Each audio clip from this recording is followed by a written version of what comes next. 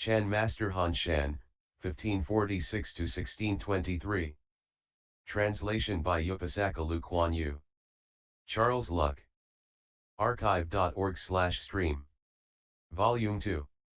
The Phenomenon in the Tathagata Store. The One Mind being the source of both delusion and enlightenment. Purnamaitrayaniputra, who was in the assembly, rose from his seat, uncovered his right shoulder, knelt upon his right knee, reverently joined the palms of his hands and said to the Buddha, "O august and world-honored one, you have revealed the Tathagata's profound meaning so well to all living beings.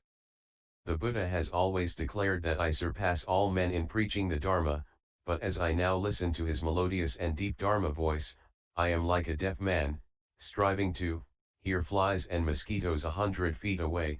He cannot see, still less can he hear them. In spite of what the Buddha taught to cut off our delusion, I fail to understand its ultimate meaning, which is altogether beyond me. World-honored one, it is reasonable that those like Ananda who have merely opened their minds but have not cast away their worldly habits, do not understand it, but though I, and others here, have reached the state beyond the stream of transmigration, we are still not quite clear about the Dharma, just taught by the Tathagata. World-honored one, if all things, such as the sense organs and data, aggregates, entrances, and fields of sense are fundamentally the pure and clean Tathagata store, why does the latter suddenly create mountains, rivers, the great world and all other forms that rise and fall in turn without interruption? The Tathagata has also spoken of the elements of earth, water, fire, and wind, whose natures mix and pervade the whole Dharma realm in which they remain all the time. World-honored one, if the element of earth was all-embracing, how could it contain the element of water? If the latter was all-pervading, there would be no fire. Then how can one be clear that these two elements pervade all space without destroying each other? World-honored one, the nature of earth is obstructive while that of space is the reverse. How can both of them pervade the whole Dharma realm? I really do not understand. May the Tathagata be compassionate enough to enlighten me and so dispel the clouds of my delusion.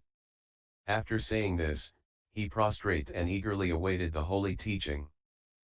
The Buddha said to Purnamaitrayaniputra and all arhats in the assembly who had reached the state beyond samsaric transmigration and beyond further study, the Tathagata now expounds the highest transcendental truth so that those hearers with false. After hearing the Buddha's teaching, he awakened to his true mind and was able to discern the Buddha's Dharmakaya, hence his praise of the Buddha. The second line shows Ananda's awakening to the Shurangama Samadhi, which revealed the one mind, hence his praise of the Dharma. The fifth, sixth, seventh, and eighth lines show that Ananda, who has now developed the profound Mahayana mind, sought self-enlightenment for the welfare of all living beings, which was the only way to repay his immense debt of gratitude to the Buddha.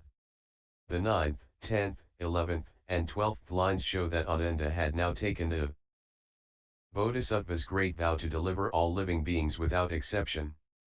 The last two lines show his determination in his Bodhisattva work, not that he had awakened to the powerful Shurangama Samadhi as taught by the Buddha. So far the Buddha had taught samatha, or the meditative study of all as void, i.e. the noumenon in the Tathagata store. In the following chapter, he taught samapatti, or the meditative study of all as unreal, i.e. the phenomenon in the Tathagata store. Settled minds 78 and arhats who have not yet realized that neither ego nor dharma exist and who seek reality, will know the correct practice of the passionless of the supreme vehicle. Listen attentively to what I say. Purnamaitrayaniputra and the assembly kept silent, awaiting with reverence the Buddha's Dharma voice. The Buddha asked, Purnamaitrayaniputra, you now ask why that which is fundamentally pure and clean suddenly created mountains, rivers, and the great earth, but you have not yet heard the Buddha declare that self-natured Bodhi is absolute and enlightened, and that basic Bodhi is enlightened and absolute. 79. Purnamaitrayaniputra replied, yes, world-honored one, I have heard this. A probe into the disciples' understanding of noumenon and phenomenon to reveal the rise of illusions. The Buddha asked, when you speak of Bodhi and enlightenment, do you mean that because of its enlightened nature, you call it Bodhi, or because of its basic, unenlightened nature, you, now, call it enlightened Bodhi? 80. The real missed by cognizance of the false. Purnamaitrayaniputra said, if that which is unenlightened is called Bodhi, it is not aware of anything. 81. 78 Whose minds are set on self-enlightenment and not on bodhisattva development. 79 Self-natured Bodhi stands for substance which is essentially absolute, i.e. free from all dualities, and is, therefore, enlightened. Basic Bodhi stands for function which is enlightened and is, therefore, absolute, i.e. free from all relativities and contraries. 80 This two-pronged probe was to expose the cause of rising illusion. Here a Chan master would give a shout or a blow with his staff to dispel all remaining doubts in the student's mind. But in the teaching school, the Buddha was obliged to trace all illusions back to their source in order to explain that the false arises from the real, hence he set up the Dharma realm of one reality which is the common source of both delusion and enlightenment. And so he repeated his previous statement about self-natured Bodhi which is absolute and enlightened and basic Bodhi which is enlightened and absolute, to probe the disciples' capability. He meant, do you think that Bodhi nature is fundamentally enlightened and needs no further enlightening to be called Bodhi? This is the absolute. Or do you think that Bodhi nature is unenlightened and needs enlightening to become enlightened Bodhi? This is samsara. This was to see if the disciple gave an objective reply betraying the cause of his delusion. The realization of Buddha nature is due to 3 causes, direct, concurrent, and realizing. Its absolute nature is fundamentally perfect and self-existing and needs no practice. This is the direct cause. It is attainable because of the teaching by enlightened masters, for it is said that the Buddha seed sprouts in favorable circumstances. This is the concurrent cause. It is attainable by means of practice and training. This is the realizing cause. The statement, self-natured Bodhi is absolute and enlightened, implies the direct cause of Buddha nature, and basic Bodhi is enlightened and absolute shows its realizing cause, for only after the effective realization of inceptive Bodhi can basic Bodhi be attained. Therefore, practice and training are required to realize enlightenment. 81 The disciple's answer betrayed the origin of his delusion because he clung to an object of which Bodhi should be aware. This was his samsaric awareness, which implied a duality of subject and object. The 3 finer conditions of unenlightenment: basic ignorance, subject and object. The Buddha said, you say that that which is not aware of anything is not enlightened Bodhi. But that which creates an illusory object is unenlightened, and that which abstains from so doing is free from subjective awareness. The unenlightened is, certainly, not the clean nature of Bodhi, for self-natured Bodhi is essentially enlightened but is mistaken for enlightened awareness.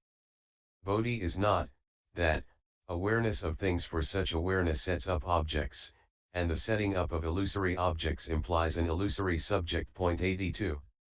The 6 coarser conditions of unenlightenment. Thus from that which was beyond both identity and diversity arose all differences. When the differentiating subject confronted its differentiated objects, the resultant diversity led to identification. Identity and diversity further led to that which was neither the same nor different. These conflicting disturbances resulted in troubled perception, which in time gave rise to objective form. Self-created confusion, caused by clinging to names, caused karmic activity and so suffering. Thus that which manifested became the changing world, and that which was still was space. Hence space stands for identity and the world for diversity, and that which is neither the same nor different is a living being. 83. 82 This shows the origin of the false. The Buddha began by repeating what the disciple had said of an unenlightened Bodhi which was not aware of objects. If Bodhi was free from this awareness, it would indeed be genuine, for it would be free from all dualities. He then wiped out the disciples' misconception and declared that that which created objects was not true Bodhi and that which was free from them was certainly not false Bodhi, for that which fundamentally was not enlightened was not the clean nature of Bodhi. Self-natured Bodhi is essentially enlightened and needs no further enlightening to be so. This was his teaching on the self-existing Buddha nature. It was, however, mistaken for enlightened awareness, and because of this thought, the enlightened absolute self-nature was missed. This was his teaching on delusion. Awareness of an object is faulty and pertains to ignorance. This was his teaching on the three subtle defilements of karma, basic ignorance, subject and object. Because of ignorance caused by this faulty awareness, the absolute true mind is screened and replaced by the duality of subject and object. This object is the origin of space, the world, and living beings. Hence the text says, Bodhi is not that awareness of things for such, subjective, awareness sets up objects, that is the manifestation of form. The setting up of form results in dualities and causes the fundamental, absolute, and bright wisdom light of nirvanic illumination to change into the false seeing of subjective perception. Hence the text says, the setting up of illusory objects implies an illusory subject. This is transformation of the absolute into form. 83. This further shows the origin of the false to reveal the six coarser conditions of unenlightenment, which are, knowledge, continuous responsiveness, attachment arising from the last, naming objects, karmic deeds, and the suffering that results therefrom. The permanent true mind in the Dharma realm of one reality is beyond both identity and diversity. The first thought that stirred the self-nature gave rise to delusion, thereby changing it into the unenlightened alaya consciousness. Hence the three finder conditions of unenlightenment, the forerunner of its coarser conditions, resulting in the manifestation of different forms, such as the world and living beings in the storehouse consciousness. Therefore, all kinds of difference arose from that which was beyond both identity and diversity. Thus ignorance became the differentiating subject and the world its differentiated object. That which differed from the differentiated world was space, for the world was changing whereas space did not. Hence Manjushri said in his Gatha, thus in delusion there appeared one-sided emptiness. After motion and stillness had come to be, a living beings was created to designate that which was neither the same nor different, for a being has form and shape and so differs from the void, and is conscious and so differs. The law of continuity. Continuity of the physical universe. Sustained confrontation of subjective awareness with objective dim voidness produces vibration and movement, hence the will of wind 84 in constant motion in the universe. Awareness so shaken by the void, was benumbed by it and hardened into the element of metal, hence the will of metal to preserve the earth. When the movement caused by awareness produced wind and hardened into metal, the friction between wind and metal flashed fire, the nature of which was transformative. Fire sprang up and melted metal, hence the will of water.